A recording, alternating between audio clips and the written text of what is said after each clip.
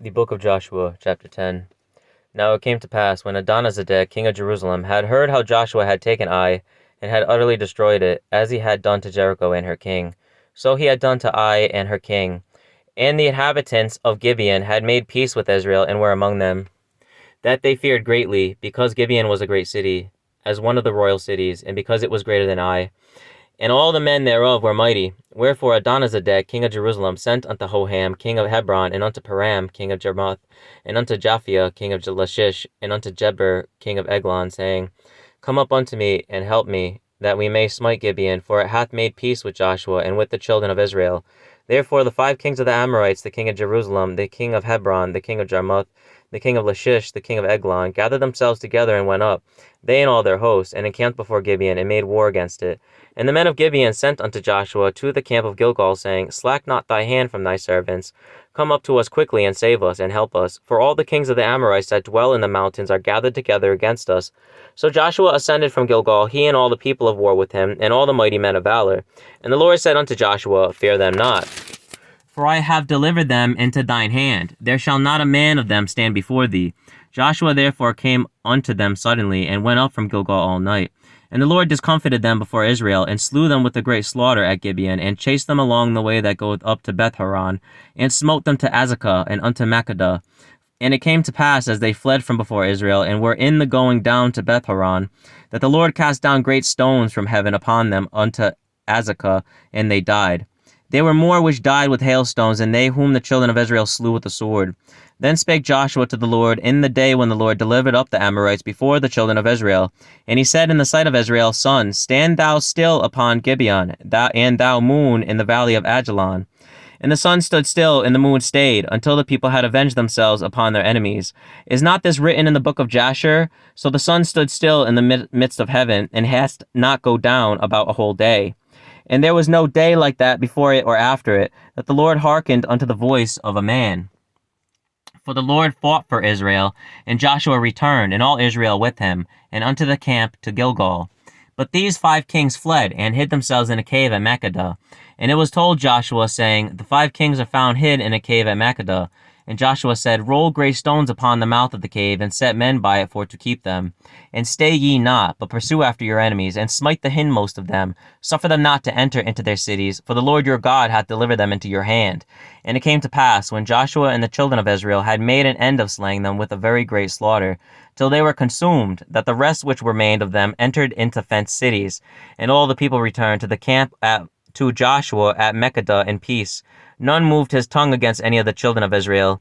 Then said Joshua, Open the mouth of the cave, and bring out those 5 kings unto me out of the cave.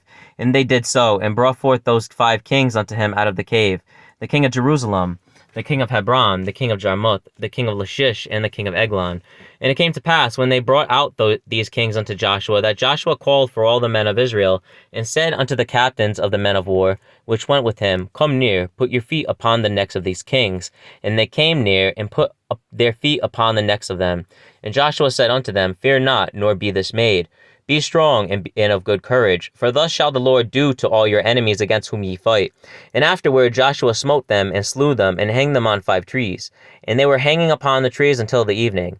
And it came to pass at the time of the going down of the sun, that Joshua commanded, and they took them down off the trees, and cast them into the cave wherein they had been hid, and laid great stones in the cave's mouth, which remain until this very day. And that day Joshua took Makkedah, and smote it with the edge of the sword, and the king thereof he utterly destroyed, them and all the souls that were therein. He let none remain. And he did to the king of Makkedah as he did unto the king of Jericho. Then Joshua passed from Makkedah, and all Israel with him, unto Libnah, and fought against Libnah. And the Lord delivered it also, and the king thereof, into the hand of Israel. And he smote it with the edge of the sword, and all the souls that were therein, and let none remain in it, but did unto the king thereof, as he did unto the king of Jericho. And Joshua passed from Libnah, and all Israel with him, unto Lachish, and encamped against it, and fought against it. And the Lord delivered Lachish into the hand of Israel, which took it on the 2nd day, and smote it with the edge of the sword, and all the souls that were therein, according to all that he had done to Libnah. Then Horam, king of Jezer, came up to help Lachish, and Joshua smote him and his people, until he had left him none remaining. And from Lachish Joshua passed unto Eglon, and all Israel with him, and they encamped against it, and fought against it. And they took it on that day, and smote it with the edge of the sword, and all the souls that were therein he utterly destroyed that day, according to all that he had done to Lachish. And Joshua went up from Eglon, and all Israel with him, unto Hebron.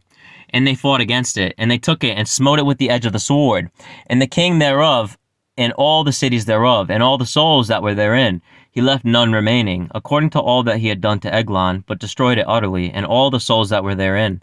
And Joshua returned, and all Israel with him, to Debir, and fought against it. And he took it, and the king thereof, and all the cities thereof, and they smote them with the edge of the sword, and utterly destroyed all the souls that were therein. He left none remaining, as he had done to Hebron, so he did to Debir, and to the king thereof, as he had done also to Libnah and to her king. So Joshua smote all the country of the hills, and of the south, and of the vale, and of the springs, and of their kings. He left none remaining, but utterly destroyed all that breathed, as the Lord God of Israel commanded. And Joshua smote them from Kadesh Barnea, even unto Gaza, and all the country of Goshen, even unto Gibeon. And all these kings in their land did Joshua take at one time, because the Lord God of Israel fought for Israel. And Joshua returned, and all Israel with him, unto the camp to Gilgal.